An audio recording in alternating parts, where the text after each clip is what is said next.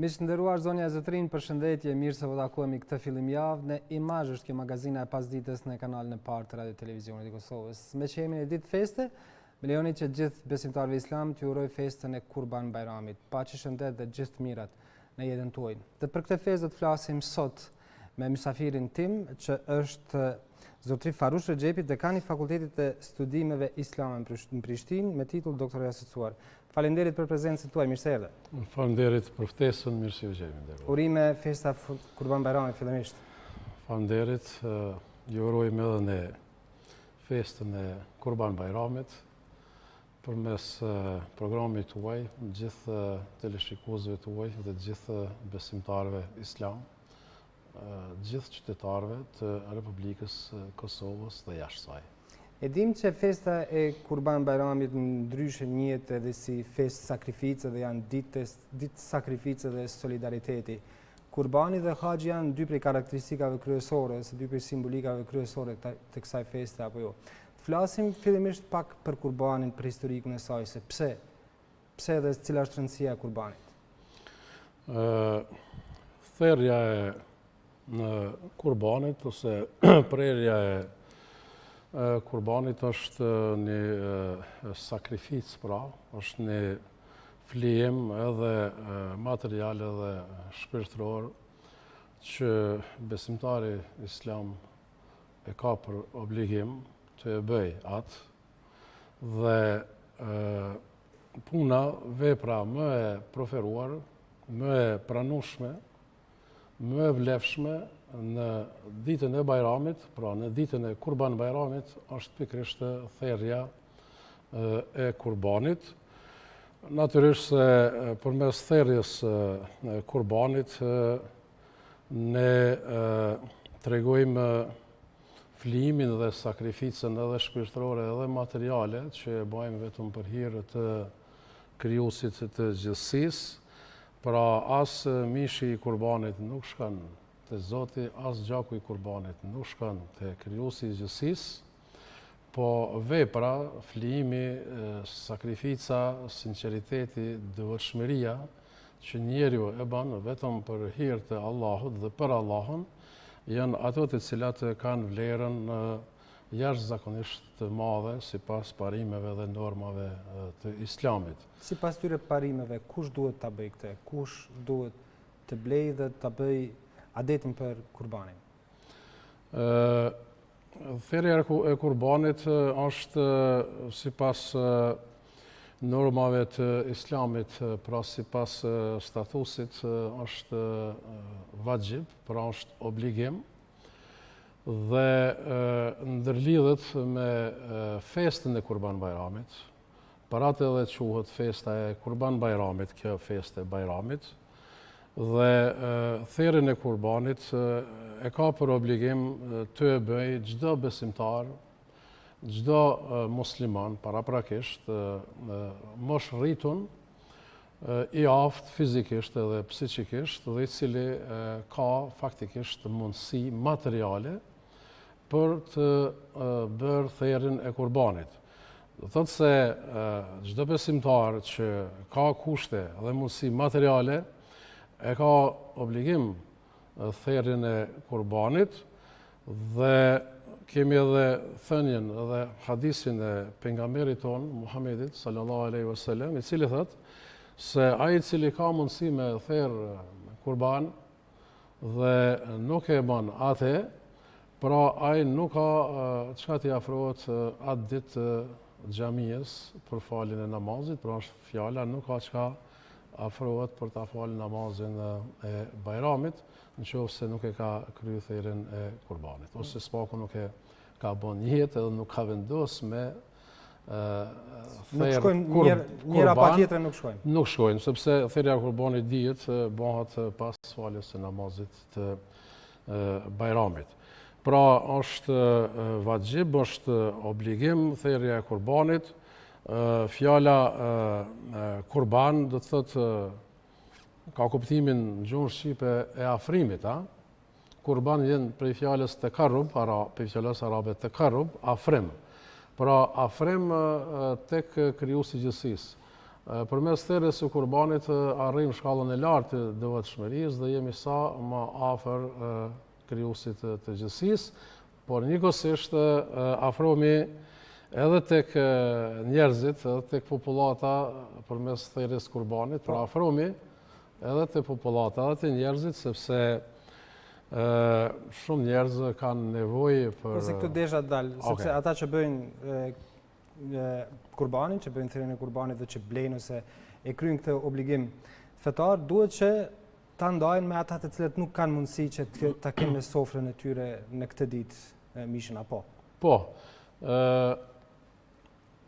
Mishi i kurbanit është e preferuar, është edhe rregull, pra parem në normë islame, që mishin e kurbanit kemi drejt të shpërndajmë në 3 vende, të dedikojmë, pra të destinojmë në 3 kategori. Një pjesë të mishit kurbanit ka të drejt edhe pronari i kurbanit me nalë. Një pjesë e mishit kurbanit gjithsesi, edhe kjo është kategoria më e nevojshme, pra është kategoria të varfërve, pra pjesa e dytë e kurbanit ose një pjesë e kurbanit i afrohet, pra i jepet njerëzve kategorive të varfëra, të cilat faktikisht qoftë pra edhe për atë ditën e drekës Bajramit mund ta shfrytëzojnë, ta përdorin mishin i cili i jepet, dhe po ashtu edhe të afërmeve, edhe nëse ata janë të pasur kushtimisht, pra si shenjë afrimi, do thotë solidariteti, respekti reciprok mund të jepet edhe kësaj kategorie të njerëzve mishi i Kurban Bajramit, sepse ndonjëherë, po supozojmë në ndonjë vend të pasur, në ndonjë shtet ose në ndonjë shoqëri të pastër, prapse thirrja e kurbanit është obligim, po ka mundësi që mos të kesh njerëz të afërm, po njerëz të varfër që cilët kanë nevojë për mish kurbanit. Prandaj si shenjë solidariteti mishi i kurbanit mund t'ju jepet edhe të tjerëve, pra edhe të pasurve, po që janë të afërm ose ta ndalësh edhe për veten. Po, a lejohet që për shembull të bëhen bashkë 3-4 persona, 4-5 familje dhe ato të participojnë për ta blenë kurban dhe pastaj atë ta shpërndajnë secila tek ata që mendojnë që kanë nevojë?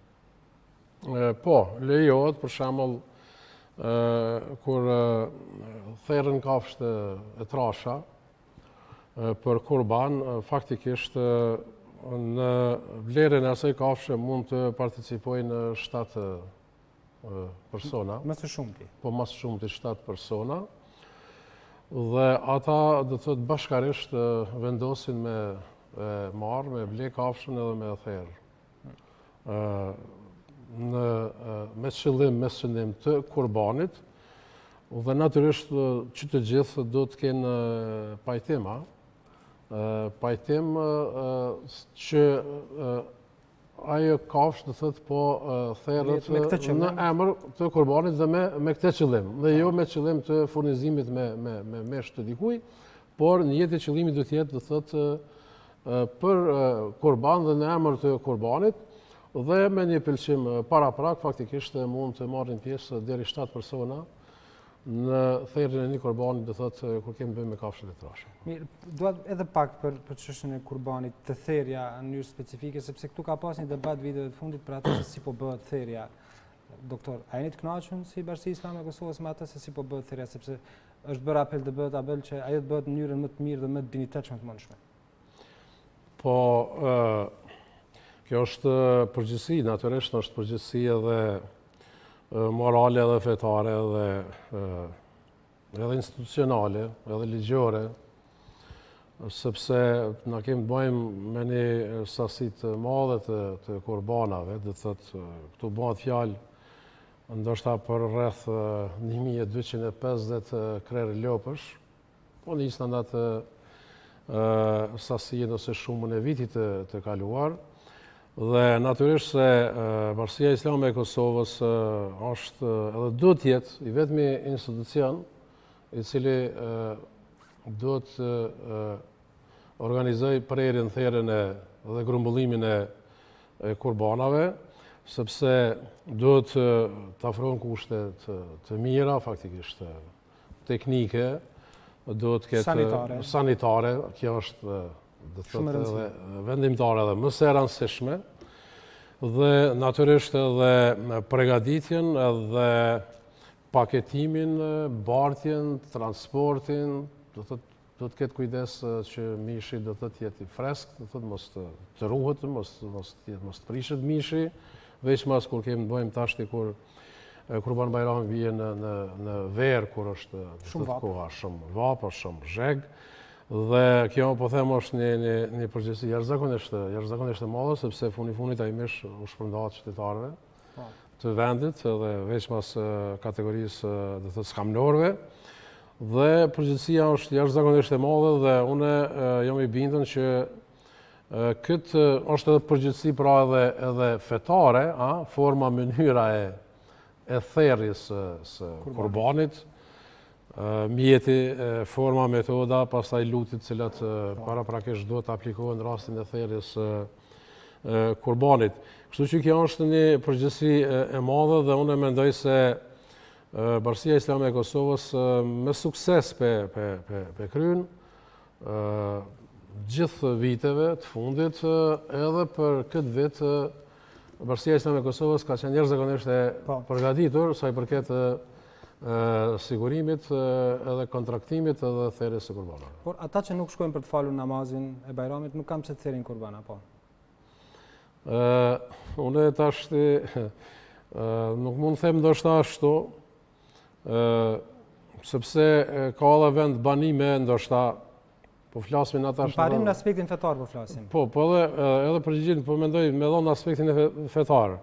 Do thotë ka vend banime që mund të jenë të larta edhe që njerëzit nuk mund shkojnë në xhami. Nuk mund shkojnë në xhami, edhe nuk mund të arrijnë në xhami, ose mund të ketë edhe kushte dhe rrethana të tjera, do thotë cilat faktikisht pamundsojnë shkurjen në xhami për të falë namazin e Kurban Bajramit. Në këtë raste mund edhe ata të cilët nuk falin namazin mund të therrin kurban, vetëm se ata duhet të presin kalimin e kohës së faljes së namazit të Bajramit, sepse therrja e Kurban Bajramit gjithherë bëhet pas prerja bëhet pas faljes namazit të Bajramit. Po realisht mbështetur në thënien profetike, kur dikush nuk e falë namazin e Bajramit dhe do të therrë kurban, ndoshta këtu dietarët mund edhe të ndajnë mendim edhe të mund të ketë edhe interpretime të ndryshme. Megjithatë, në bazë të thënies profetike shihet se kjo do të jetë paralel, pra therrja e kurbanit do të shkojë paralel edhe me apo falja e namazit Bajramit do të shkojë paralel edhe me therrjen e kurbanit. Është një çështje tjetër që Bajram pas Bajramit po bëhet debat, sepse është ndruar thujase në praktik që pas faljes së namazit shkohen të bëhen vizita tek varrezat nëpër qytete ndryshme të Kosovës, nëpër fshatra ndryshme të Kosovës. Po, është e lejuar. Është e lejuar, po. Është e lejuar, thotë të vizitohen varrezat të afërmeve dhe të përshëndeten me selam, pra me përshëndetjen e paqes, pranarët e atyre varrezave, të këndohet eventualisht edhe ndonjë prej sureve esenciale të rëndësishme të Kuranit. Kjo është e lejuar dhe nuk është fare pengese. Ka interpretime ndryshme edhe për këtë, doktor? Po, ju e dini se jo vetëm për këtë, po edhe për çështje të tjera, jo rrallëherë ka interpretime, reinterpretime ose pretendime, tendenca për reinterpretime, ose për keq interpretime tjera, po ju thoni që është e lejuar. Ne themi se është e lejuar vizita e varrezave pas faljes së namazit. Pas faljes së namazit të Bajramit. Mirë. Një prej elementeve tjera që e karakterizon Kurban Bajramit është edhe haxhi i atyre që shkojnë në vendet e shenjta për të kryer një prej obligimeve të fesë islame, por Si vjet, cili është numri i qytetarëve të Kosovës që kanë shkuar në haxh? Numri i qytetarëve, besimtarëve dhe besimtareve të Republikës së Kosovës arrin rreth 1100 haxhi. 1100. Nga këta 1100 haxhi janë afër 40 janë udhëhec, do thotë grupeve. Po ashtu kemi edhe 6 mjek të cilët përkujdesen për gjendjen e vazhdueshme shëndetësore të haxhive. Atje kushtet e banimit, akomodimi edhe këtë vit ka qenë jashtëzakonisht i mirë, edhe improvizohet edhe ambulanta, është në kuadër të hotelit, faktikisht është edhe hapësira, do thotë e parapame, destinume për ambulant, dhe aty faktikisht vendosen mjekët tanë, dhe gjithë haxhit, pavarësisht dhomave ose kateve të banimit, pra gjithë e kanë në katin e vetë njoftimin, lajmërimin e vendit të ndodhjes ambulancës në hotel, dhe në çdo kohë, në çdo moment haxhit mund të shkojnë të kryejnë vizita dhe kontrollime sipas nevojës, qoftë ditën apo edhe natën, sepse non-stop pra ka edhe kujdestarima. Lexova që Kosova është një prej vendave, një prej qytetarëve të Kosovës, ata që duan të shkojnë, besimtarët që duan të shkojnë dhe të kryejnë këtë obligim fetar, haxhin paguajnë më shtrejt se secili qytetar i vendeve të rajonit. Pse po ndodh kjo?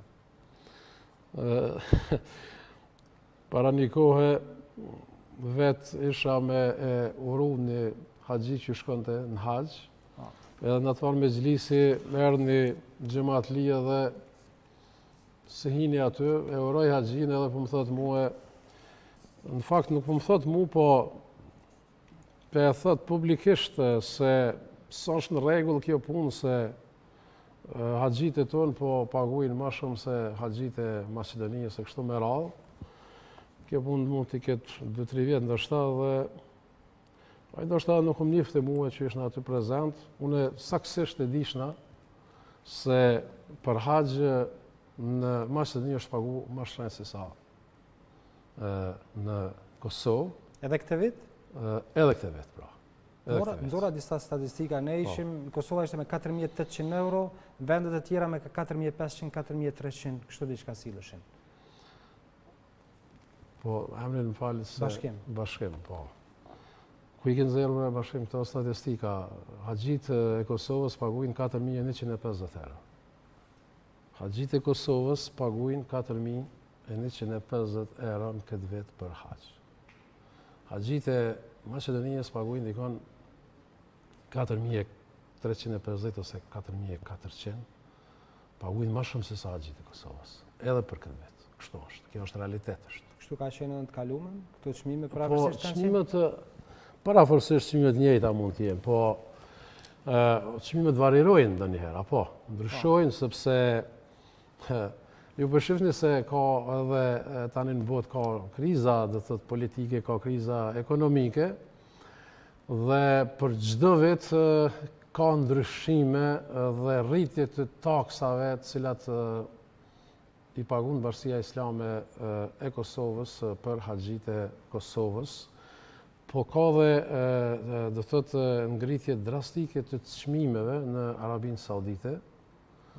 Bile atje edhe pse nafta edhe është lirë, po ka bukur shumë ngritje tash, edhe pse në krahasim me neve do të tapet atje mbetet lirë, po thjesht ka edhe atje edhe këtë pjesë të botës faktikisht her pas here përcjellin disa kriza, po them, ekonomike, kështu që varësisht prej obligimeve që do të kryejnë Bashkia Islame e Kosovës dhe organizatorët e haxhit, atje natyrisht edhe çmimet ndryshojnë, po është një ndryshim, mund të them, i lehtë, Simbolik. një ndryshim i lehtë simbolik.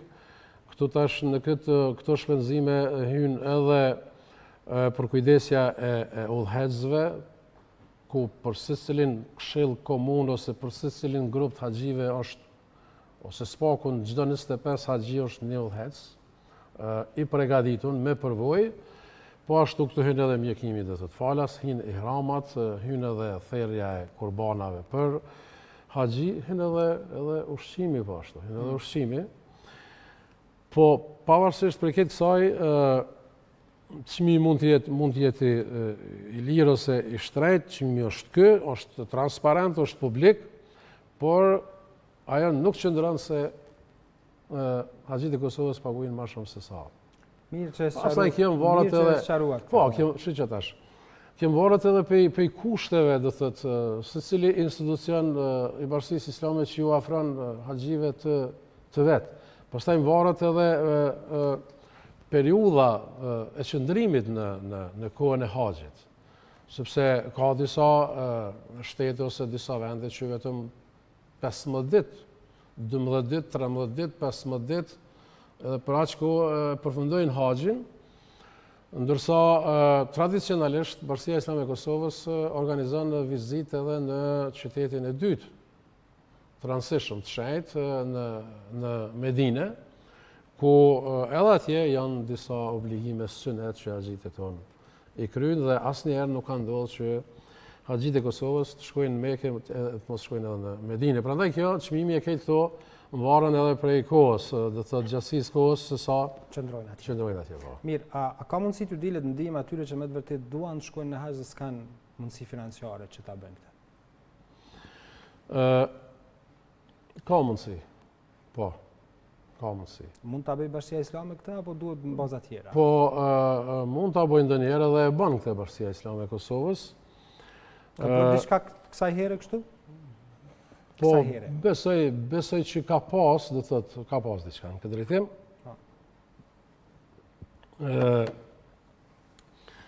Por me kry haxhin, kusht është që me pas mundësi materiale, secili person.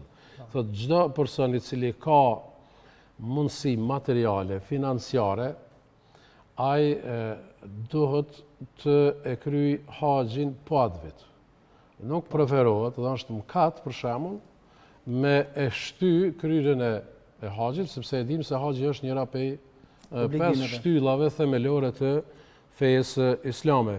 Prandaj çdo person i cili i plotson kushtet në këtë vit, kushtet financiare duhet ta kryejë haxhin në këtë vit dhe mos ta shtyj, sepse është mëkat edhe kemi edhe thënie profetike lidhur me këtë çështje.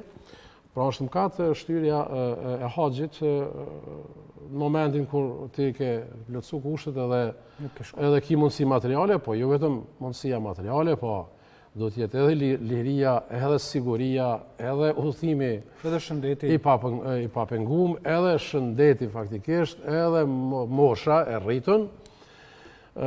Pra, edhe eventualisht prindrit në shtëpit të mos i kesh të smur, sepse nëse prindrit i ketë smur edhe ata në varën për kujdeses tane, ti nuk ki për obligim në atë vetë ose në atë kohë ose në atë periudhë me shku në haqë, nërështë për kujdesesh për prindrit.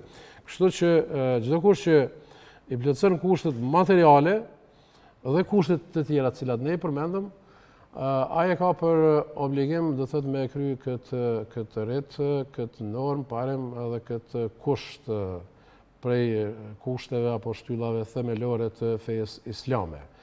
Të varfërit, ata cilët nuk kanë mundësi materiale me e kry haxhin, me fuqinë, me mundësit potencialet e veta ekonomike dhe materiale, ata nuk e kanë obligim, përderisa nuk arrin në kushtet ekonomike të sipërpërmendura, po në qoftë se dikush për shembull E ka vullnetin. E ka vullnetin përmes formave, mënyrave, do të thotë vullnetare, me ndihmu diken që ai me kry haxhin, ani pse kushtet ai vetat personale nuk i ka, atëherë kjo mund të bëhet edhe njerëz të tillë, besimtarë të tillë mund ta kryejnë haxhin dhe natyrisht që edhe e kryejnë edhe obligimin e kryejnë. Po, këtë rast e kryejnë edhe obligimin. Do thotë jo gjithherë është kushti me shku me harxhu atje paret tua 4-5 mijë euro, gjithsesi se mund të harxhesh edhe më pak, se varet në çfarë rrugë, në çfarë mënyre, çfarë organizimi shkon, por jo gjithherë ato kushtet materiale edhe mjetet janë ato të cilat përcaktojnë obligëshmërinë e haxhit. Duke qenë se jeni të dekani i Fakultetit të Studimeve Islame këtu në Prishtinë, doktor, dua të flas me ju edhe pak për te festës, sepse besoj ja vlen të flasim për këtë. Sfundi Bashkia Islame e Kosovës ka nisur që të xhumave të jap ligjërata dhe të flasë dhe të bëhet pjesë shumë zhvillimeve të cilat vendi ynë ka pas nevojë të merr hapa të tjera. Pa një iniciativë që të ndihmohet dhe të bëhet sa më shumë solidarizim me familjet të cilat kanë përjetuar dhunë gjatë luftës në Kosovë. Dhe kjo ishte për të durat të kitur çfarë bëri. Sa mund të ndihmohet, sepse e dim, jemi goxha shoqëni konservative kështu për çu përpara kësaj procesesh. Ai që tash nëse shiqojmë në botë në çështje të caktuara që ndërlidhen me paqen, me tolerancën edhe me moralin edhe me këto fenomenet devijante negative në shoqëri, shohim se në shumë vende të botës sistemet politike, sekulare dhe laike pothuajse po dështojnë. Prandaj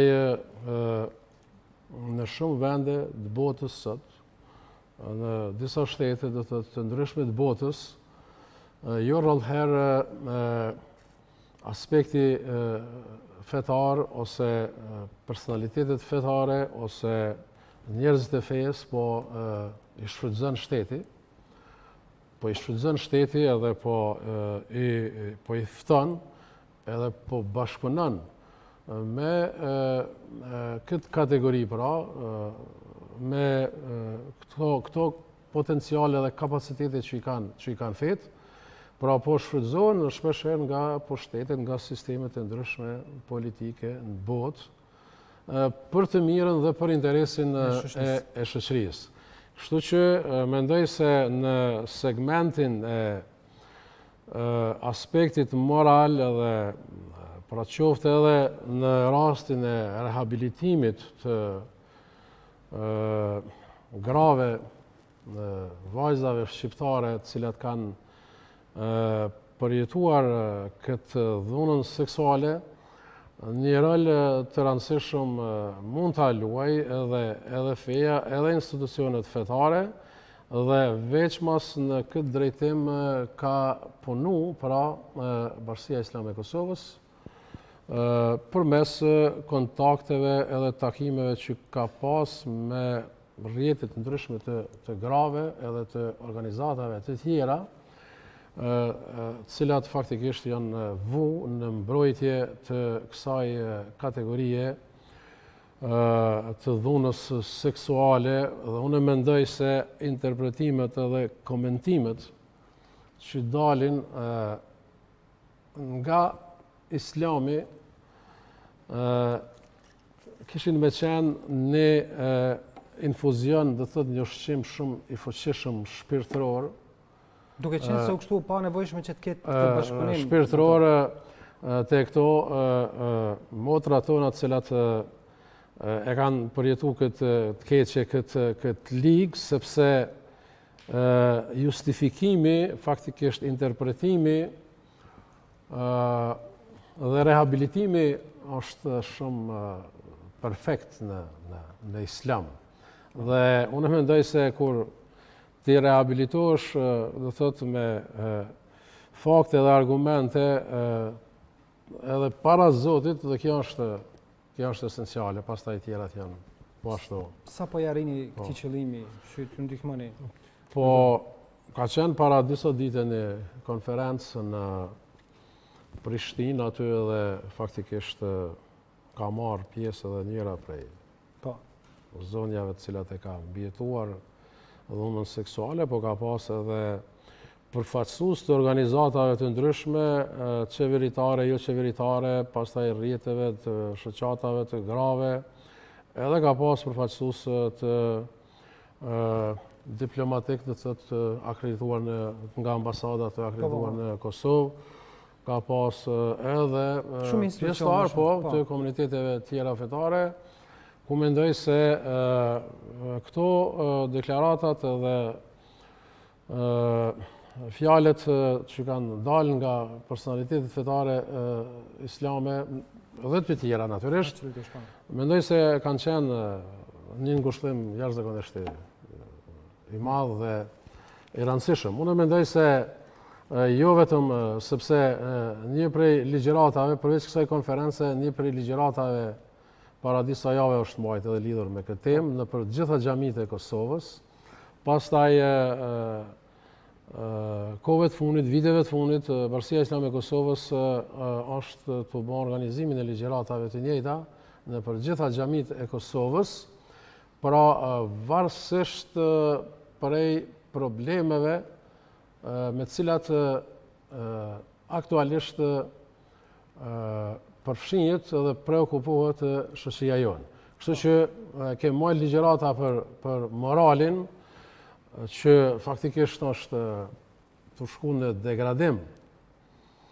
Dhe për çështjen e moralit imam të ndryshëm po japim në degradim janë ndryshu, po tash mvaret kush çka edhe si e kupton, edhe si e interpreton moralin, edhe mvaret kush si e interpreton vlerën dhe antivlerën. Nëse gjërat i lexon drejt edhe mirë edhe marr, vlera gjithherë del vlera, po.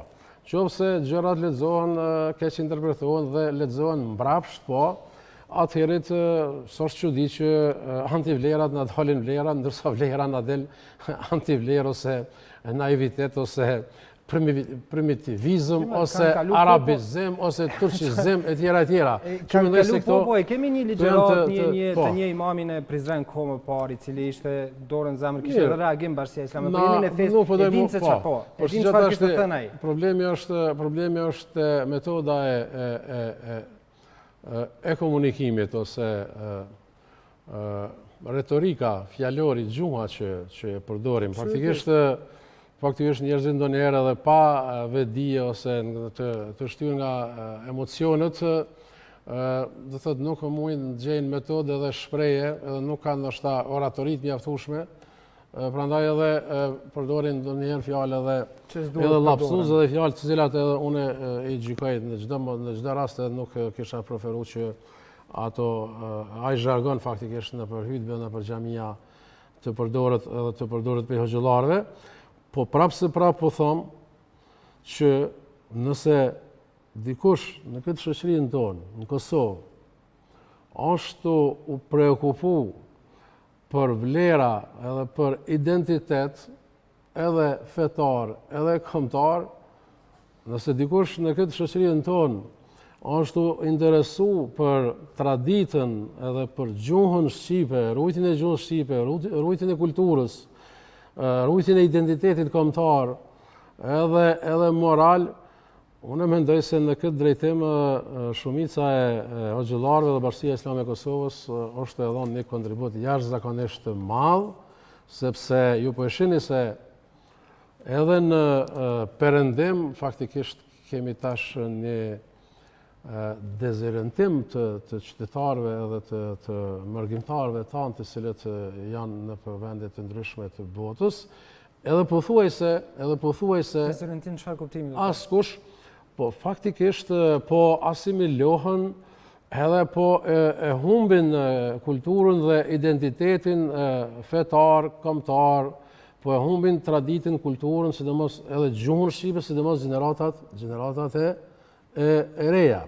Kështu që ajo shoqëri ose këta njerëz tanë mërgjimtar shumë pak ose fare pak vizitohen nga institucionet Këtu mund të flasim për shtetin në përgjithësi. Për shtetin po flasim, për shtetin. Sepse nëse shteti nuk i ofron atyre diçka për vendin e tyre, pse të vinë këtu? Po, jo, unë po flas qoftë edhe atje. Po edhe atje. Qoftë edhe atje më shku me vizitu. Kur dëshpërohesh me vendin. Ata për më kthy është tash problemi më kthy, sepse ata kanë edhe në shtetësinë edhe dëshpërimi ka refleksione. Aspektin ekonomik sigurum edhe punën, shkollim e tjera. Mirë, po prapë ne do të shkojmë për këtujt edhe të takojmë këtë kategori njerëzve. Dëshpërimi mund të ketë edhe refleksione të tilla. Bashkia Islame e Kosovës me plot përgjithësi po ja them se për çdo muaj, për çdo vit bën vizita nëpër këto vende perëndimore tek shqiptarët, tek vëllezërit e motrat tona, dhe kjo nuk është vetëm për qëllime fetare ose për të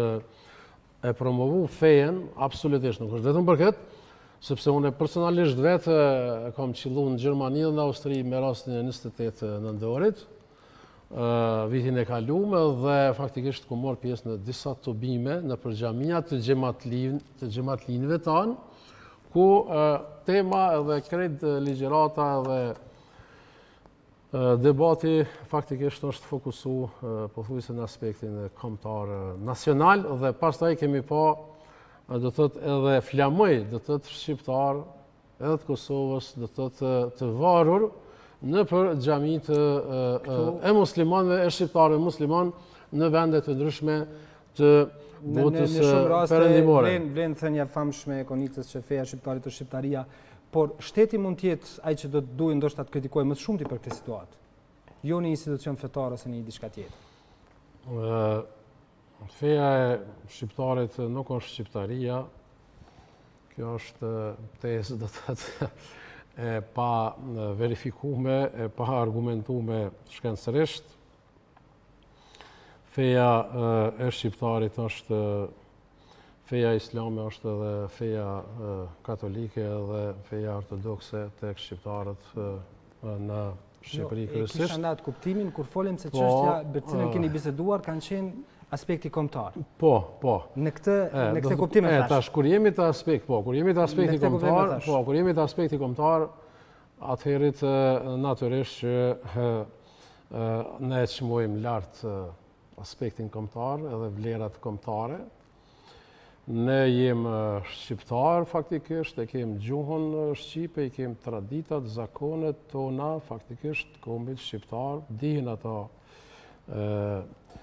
që formojnë elementet cilat e formojnë kombin, edhe Zoti ka dashur që ne në këtë tokë jemi shqiptar dhe këtë komb dhe këtë nacionalitet ne do ta kultivojmë, do ta ruajmë, do ta mbrojmë me fanatizëm, po natyrisht që prej elementeve identitare të popullit tonë janë natyrisht sa janë edhe fetë, sepse edhe ato tani veç me shekuj janë të mishruara me shoqërinë tonë. Kur flasim për kombin, thash që në shumë raste vlen ajo shprehje. Një qarkullë që u lëshua para 2 javësh, nëse nuk gabon, ishte që nëpër xhamit e Kosovës të ligjeroj për atë se çfarë po ndodh nëpër shkolla, për përdorimin e drogës, për prostitucionin e vetit e tjera negative. Edhe kjo tash ka nisur të debatohet pak më lirisht se sa më përpara.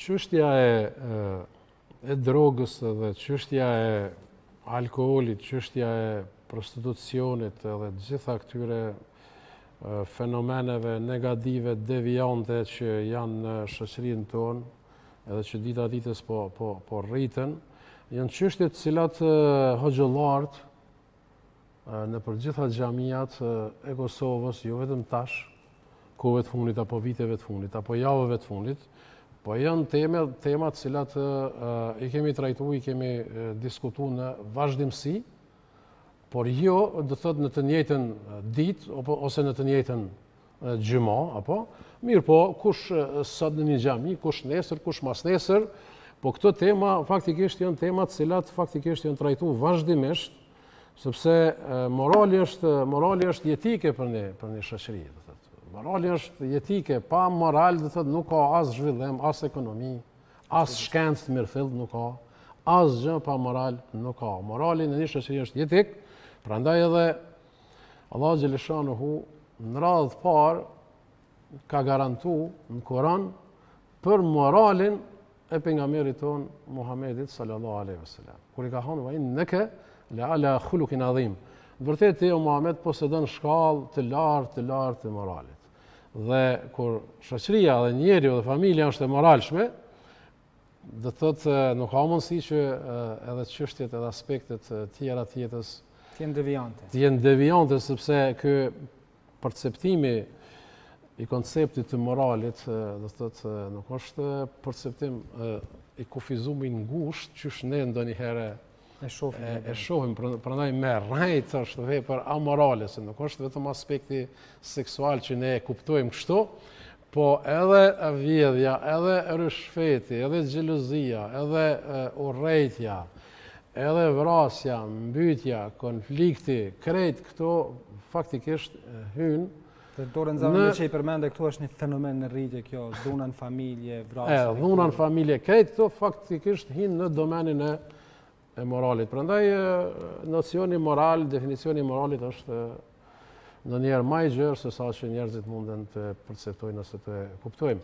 Edhe jo vetëm te kjo çështja e alkoolit e tjera, po edhe te çështja e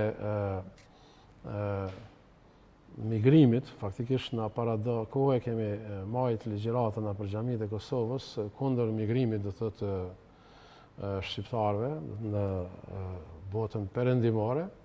Natyrisht kemi bërë apele dhe mesazhe të rëndësishme që populli jon, rinia jon veçmas të qëndroj këtu në Kosovë dhe ne kjo është po tani kjo është temë bukur e gjerë, sepse aspekti ekonomik edhe social edhe politik është një temë e gjerë që ne mund flas me, se kjo është një plagë e vjetër e shqiptarëve, kjo çështja e migrimit. Po megjithatë duhet kemi parasysh që toka edhe vendi është I atyre njerëzve, do thotë të cilët jetojnë në te. Nëse në një tokë, në një vend, në një shtet nuk ka njerëz, ajo nuk s'ka vlerë, s'ka rëndësi, është parasyshme është. Prandaj ne preokupohemi, ne brengosemi shumë për këtë çështje, prandaj e kemi trajtuar edhe këtë.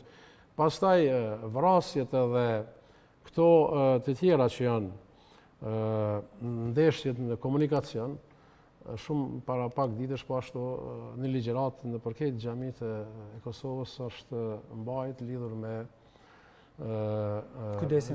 kujdesin në komunikacion dhe natyrisht se këto ligjërata që I mbajnë hoxhallarët në xhamit e Republikës Kosovës nuk mohan vetëm me atë zhargonin edhe me atë fjalorin do thotë politik ose moral, po për gjitha këto çështje me cilat në çdo kohë, në çdo moment mund të ballafaqohet një shoqëri, pra Islami afron fakte edhe argumente për rastet, do thotë me fjalë. Me që kam në studio, ju thash edhe pozitën që keni pozitë të lartë, debat kohën e fundit është edhe një deklaratë një hoxhë që s'po më kujtohet emri momentalisht, I cili ka thënë që burka nuk ekziston në Kur'an për shpikje.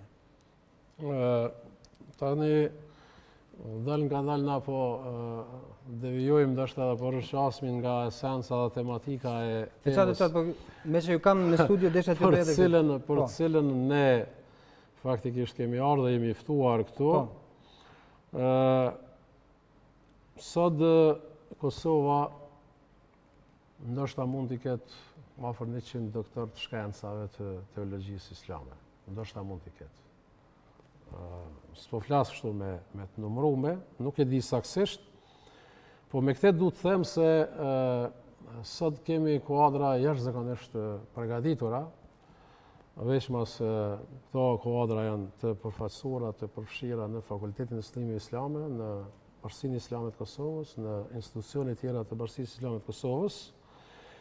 Dhe natyrisht që unë preferoj që të ndëgjohen interpretimet, komentet, argumentet edhe të kësaj elite intelektuale që ka Bashkia Islame e Kosovës dhe që ka Fakulteti i Studimeve Islame, do të thotë të cilët kemi kry fakultete, magjistratura, doktoratura në për vende dhe në për universitetet të ndryshme të botës islame, po edhe në vend, edhe në Evropë, Dhe mendoj se deklarata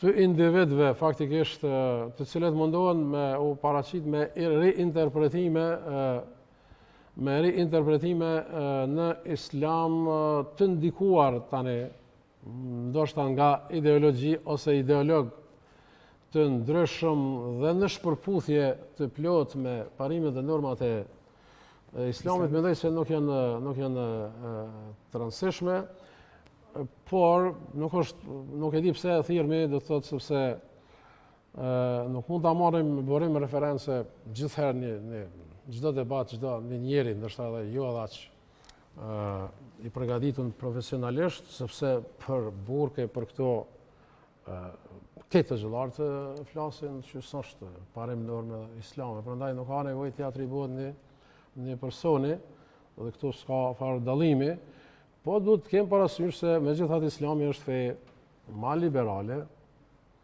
edhe mendimet ndryshe, diversiteti do të thotë në mendime, në qasje dhe në interpretime faktikisht duhet pranohet për këtë edhe në Islam këto ekzistojnë, sepse kemi edhe shkollat juridike, 4 shkolla juridike, edhe këto në Islam divergjencat këto janë faktikisht, prandaj pa konkurrencë dhe pa rivalitet dhe pa kundërthënie, dia, shkenca do thotë nuk mund të ecë përpara, nuk mund të zhvillohet.